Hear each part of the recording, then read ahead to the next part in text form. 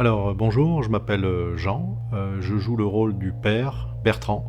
Ma première réaction, ça a été d'abord de voir comment le scénario était relativement moderne, quelque part, assez contemporain, dans la problématique présentée et dans l'histoire présentée. Mais c'est vrai que le rôle de Bertrand m'a tout d'abord un peu, dérangé, interloqué. Alors, ce qui m'a posé question en tant que Bertrand, pour interpréter le rôle, ça a été de douter de ma capacité à pouvoir interpréter quelqu'un de violent et d'alcoolique, comme c'est relativement contraire, ou plutôt pas tout à fait moi quand même dans la vraie vie. C'est vrai que ça a été relativement difficile à appréhender, même en lisant le script. Enfin, l'intention de Bertrand dans le film est peut-être de se débarrasser de son fils. Là-dessus, on peut avoir un sérieux doute. Est-ce qu'il veut vraiment s'en débarrasser ou est-ce qu'il veut juste, entre guillemets, le dresser pour que Bertrand ne soit plus ennuyé par son fils. Et d'ailleurs, on se pose la question, par extension, que Bertrand soit plus ennuyé par sa femme. Je pense que Bertrand a un manque certain, il a eu un manque certain dans son passé, voire son enfance, d'affection, d'environnement familial bienveillant.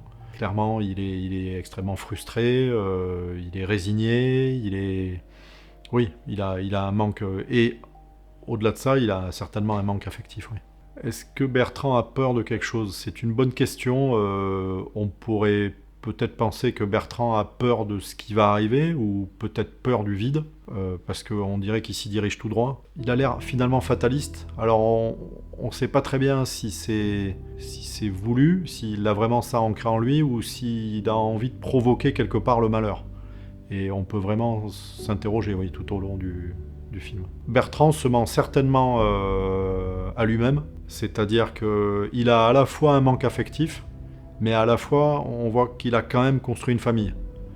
Donc quelque part, est-ce qu'il a l'impression d'avoir manqué son but, une famille aimante, soudée, ou est-ce que quelque part ça lui fait finalement peur et il supporte pas l'autre, ni sa femme ni son fils? Je dirais qu'au long du film, on voit que ça monte crescendo en termes de violence. On passe d'abord par du mépris à l'encontre de son épouse, puis peu à peu il devient violent avec son épouse, et puis finalement ça explose avec son fils, avec cette scène au couteau qui montre toute l'agressivité et la violence dont il peut faire preuve.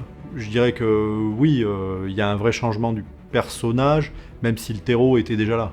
Quelque part, on voit Bertrand, c'est quelqu'un d'agressif et de violent, et le déroulé du film ne va faire que confirmer ce personnage. Au final, on peut certainement, et j'ai fini quelque part par jouer plus un Bertrand tel que se le représente Hugo, plus qu'un Bertrand dans la vraie vie. Et ça peut créer effectivement une distorsion de perception à ce niveau-là. Mais je pense sincèrement que la base, le terreau pour Bertrand de devenir aussi agressif est là, si tel est le sentiment d'Hugo, quoi, quelque part. Les relations qu'entretient Bertrand avec son épouse et son fils, d'abord avec son épouse, il ne semble plus y avoir grand-chose entre eux. Ils ont l'air plus colocataires que mari et femme. Ce qui est quelque part, évidemment, dommageable à leur relation, c'est certain. Et puis avec son fils, il semble tellement excédé par le comportement de son fils que quelque part, c'est un peu c'est la goutte qui fait déborder le vase, quoi. Quelque part, c'est à ce moment-là que Bertrand se dévoile réellement. Oui, je me suis préparé un peu avant le tournage, sur deux plans, sur le plan physique et vestimentaire, évidemment. Ça paraît évident de le dire. Et après, c'est vrai que pour arriver à jouer un personnage violent et un peu alcoolique, il faut quand même se mettre en condition. Et c'est vrai que ça exigeait, je dirais, le petit quart d'heure d'avant de commencer à bien y penser et puis d'essayer de l'incarner. Alors, j'ai lu à minima à chaque fois 3 fois le texte, et puis après, j'ai plus travaillé, je dirais, l'incarnation même du personnage, le comportement, l'attitude. C'est vrai qu'on a la chance d'avoir un réalisateur extrêmement, sur le tournage, extrêmement bienveillant, c'est-à-dire que même si on n'a pas fait de répétition avec le réalisateur avant, pendant le tournage, il est vraiment extrêmement expressif et peut vraiment vous donner des bons tuyaux pour arriver à incarner au mieux le personnage, tel qu'il est décrit et tel qu'il le voit dans son film. On a le script de base, et puis à un moment donné, quand l'émotion passe et qu'on sent qu'on est bien dans le personnage, on peut arriver à proposer. et là à proposer un autre texte, quelques mots différents ou peut-être une intonation différente. Et c'est là où c'est très intéressant avec le réalisateur, c'est qu'on peut vraiment bien échanger sur le sujet et arriver à adapter au mieux le script à son sentiment du moment. Le rôle de Bertrand étant plutôt quelqu'un de résigné, frustré, mais à la fois avec une colère contenue, il fallait forcément adapter un peu son attitude, avoir un regard toujours assez un peu froid, aussi un peu agressif, dégager un sentiment de j'en ai rien à faire, de c'est comme ça. Alors travailler sur la respiration, non, pas à proprement parler. Sur le rythme de parole, oui. Ça paraît essentiel pour arriver à transmettre des émotions ou pour marquer certains mots ou certaines attitudes. Je dirais que le rythme de parole, Bertrand, quand il est calme ou résigné, il est assez lent et bref. Après, quand il est énervé, effectivement, quand il s'énerve, il devient agressif, là, il faut augmenter le rythme de parole, hausser le ton et physiquement montrer de l'agressivité. Pour jouer un rôle aussi différent de sa propre nature, c'est toujours un peu délicat au début. En présence de beaucoup de gens autour, puisqu'il y avait une équipe assez nombreuse. Donc au début, c'est un peu difficile de se mettre dans la peau du personnage, d'incarner réellement celui-ci. Après, en fait, au bout de quelques heures de tournage, vous finissez par en faire abstraction et par vous mettre réellement dans la peau du personnage et faire quelque part abstraction de l'équipe autour. Donc ça, finalement, c'est plus trop un problème au bout de quelques heures de tournage. C'est vrai que dans Bertrand, il y a eu forcément de multiples prises pour certaines scènes, mais contrairement à Olivier Marlins où c'était beaucoup plus tourné vers l'action, et donc il fallait retourner la scène d'action, et donc c'était quand même un peu plus long et quelque part beaucoup plus contraignant, là il a fallu retourner des scènes pour vraiment adapter son attitude, et parfois l'intonation de son texte. Je pense que c'était normal pour arriver à transmettre l'émotion que souhaitait le réalisateur. C'est vrai que quand je ne suis pas dans le champ, et donc on ne me voit pas à l'écran, j'essaye de rester dans le personnage afin que ça reste crédible même par rapport à celui qui m'adresse la parole ou me regarde, pour réellement, on va dire, maintenir l'atmosphère de la scène. Ça paraît important à faire. Alors, la direction d'acteur par le réalisateur, je dirais, a été relativement bonne dans le sens où on a eu affaire ici sur le tournage à des gens qui n'avaient jamais tourné, et il a su les mettre en confiance, leur donner les bons exemples et les guider vers les intonations à prendre, les attitudes à prendre. Et je pense que les nouveaux acteurs ou nouvelles actrices qui sont intervenus sur ce tournage ont réellement apprécié. Elles se sont rapidement senties à l'aise. Alors, est-ce que le réalisateur donnait des indications ? Alors, je dirais que ça dépend. Vraiment, tantôt, il donnait une indication relativement précise sur le texte avec une intonation particulière à telle fin de phrase ou avec une virgule, etc. Tantôt, il disait « soyez plutôt comme ça ou comme ça dans votre attitude ». En ça, moi, j'ai trouvé que c'était plutôt bien... que tout ça était assez bien guidé. En termes d'intention, je dirais que par exemple, quand j'ai eu à faire le tour de la table en étant extrêmement violent avec le couteau, etc., et qu'on a tous tourné d'une seule traite, c'était bien. On a retourné effectivement la scène plusieurs fois, mais ça a été, je dirais, l'intention d'aller de l'avant, d'aller menacer et tout. Et après, on avait quand même le champ libre pour pouvoir réaliser ça. En termes d'indications précises, je penserais plutôt à Anna qui jouait la policière venue interroger les parents, où là, c'était un peu plus précis dans l'intonation, dans le mot à utiliser. Et en ça a été assez efficace. Alors je me sentais parfaitement confiant sur le plateau, parce que c'est vrai que c'est pas le premier film que l'on fait avec ce réalisateur, hein, ça en fait quelques-uns maintenant, donc on commence à être assez habitué avec les nouvelles scènes, refaire la scène, les attitudes, etc. Clairement sur le plateau, et comme d'autres, aussi bien derrière la caméra que devant, on avait une parfaite liberté pour proposer, adapter la scène, le dialogue, les mots, les attitudes. En novembre, on a donc eu cette première journée de tournage, où j'ai mis pour la première fois ce costume, quelque part, cette nouvelle coupe, et avec ses lunettes de vue. Et la première scène, il me semble, a bien été de m'asseoir et de m'avachir sur le canapé avec une bouteille de bière et un paquet de chips, en train de, quelque part, mépriser un peu l'attitude de mon épouse qui s'inquiétait pour la fugue de son garçon. Et là, j'ai donc découvert la nouvelle équipe. Alors, c'est vrai qu'une nouvelle équipe assez étoffée, avec un assistant réalisateur, un cadreur. Donc oui, une équipe beaucoup plus nombreuse que pour les précédents films, notamment Olivier Marlins. Mais je dois dire, tout ça a été très bien orchestré par le réalisateur et c'était assez plaisant. Une scène qui a demandé pas mal de prises quand même, on s'en est repris au moins 5 fois, ça a été 5 ou 7 fois même.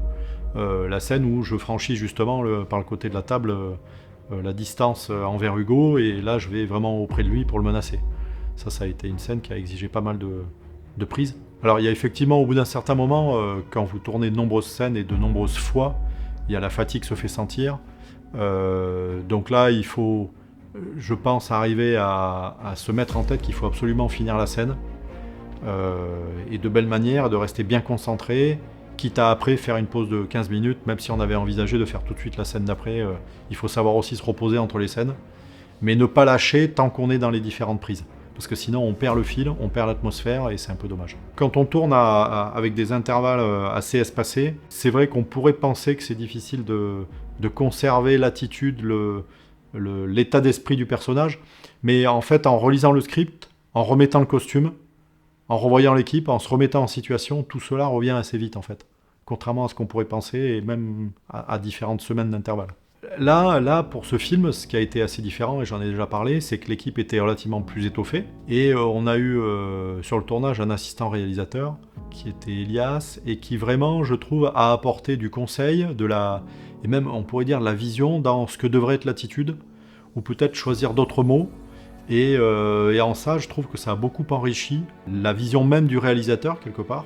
Et même le débat autour du tournage et comment devaient tourner les acteurs, etc. Ça a été très plaisant de l'avoir sur le tournage avec nous. En fait, sur ce tournage-là, avec plus de monde, même si c'était relativement discipliné, on a senti beaucoup plus une atmosphère créative où chacun pouvait exprimer quelque part son avis sur il vaudrait peut-être mieux faire ça, comme si, pour dégager un peu plus d'émotion, pour être un peu plus structuré au niveau de la scène et tout.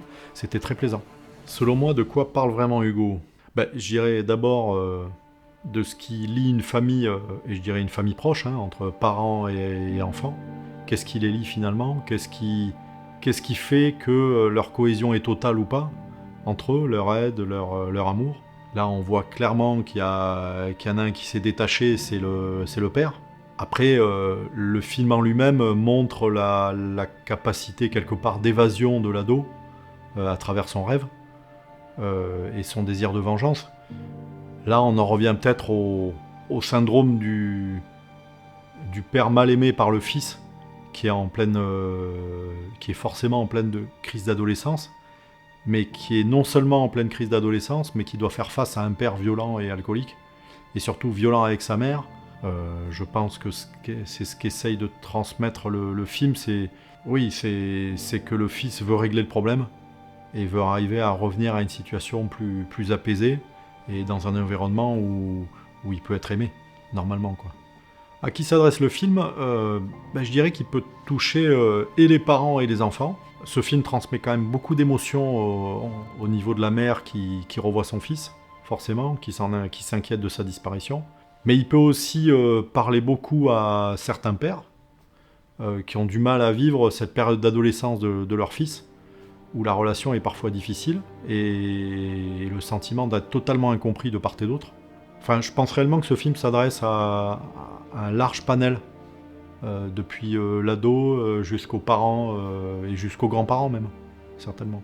À mon avis, quand on sort d'un film comme ça, c'est d'arriver certainement à se dire manifestement, il y a eu et il y a de gros problèmes de communication au sein de cette petite famille, de 3, parce que ça reste une petite famille quand même. On sent pas que le dialogue a été privilégié, ni l'écoute, ni... Voilà, donc la première des leçons à tirer, c'est peut-être d'essayer de se parler, que ce soit du côté du père, ou du côté de la mère, et du fils, même dans ces périodes difficiles d'adolescence et tout. Une scène qui représente le film, je suis pas sûr. Moi, je pense que ce qui m'a le plus frappé, c'est les scènes de bienveillance, en fait. Quand Hugo est chez Ernest et Nicole, on sent un climat tellement apaisé, une belle atmosphère, que Ernest et Nicole ont à transmettre de l'amour, de l'expérience aussi forcément, mais de manière extrêmement bienveillante, pour essayer quelque part de changer un peu Hugo. Et s'ils arrivent un peu à changer Hugo, peut-être que Hugo à son tour arrivera à changer son père. Et en ça, je trouve que la période chez Ernest et Nicole est extrêmement importante et rend au film une dimension humaine, je dirais pour moi, qui m'a beaucoup touché et qui a été empreinte d'amour et encore une fois de bienveillance. Le film mérite vraiment d'être vu pour, une première raison, c'est que ça dénote vraiment par rapport à tout ce qu'a fait le réalisateur avant. C'est un registre complètement différent. On n'est plus dans du film d'action, de l'inspiration Mission Impossible ou autre. Là, on est vraiment dans un film qui essaye de transmettre de l'émotion. On n'en est pas au voyage initiatique, mais on n'est pas loin. On n'est vraiment pas loin par ce que traverse Hugo, en termes d'émotion, mais aussi en termes de paysage et tout. Et c'est très bien retranscrit sur le film. Je trouve que vraiment, ça vaut le coup. Vraiment, ce film va transmettre de l'émotion, à la fois de la colère, à la fois de l'incompréhension, mais aussi de l'amour, comme chez Ernest et Nicole, du climat apaisé, etc. Et puis, au final, on voit pas, quelque part, les 40 ou 45 minutes passées.